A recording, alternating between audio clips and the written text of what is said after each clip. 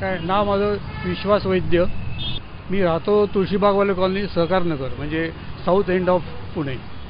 या टाईपची जी दुकानं आहेत रेडीमेड गारमेंट्स, ती त्या भागात कुठेच नाही.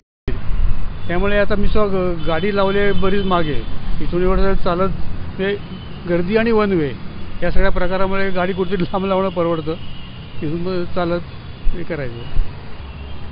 इन जनरल जर चालायचं म्हटलं पुण्यामध्ये तर त्याच्यापेक्षा स्कूटर हे सगळ्यात मला सोयीचं वाटतं.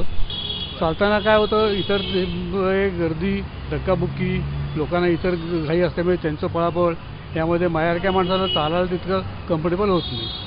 तुमच्याकडे जर गाडी नसती तर रिक्षा परवडली नसती अशा दृष्टिकोनातून नाही. हा म्हणजे ओके नाही, मग काय, मग घरी बसलो असतो, कारण चालणं इम्पॉसिबलच आहे वयाच्या दृष्टीने सुद्धा.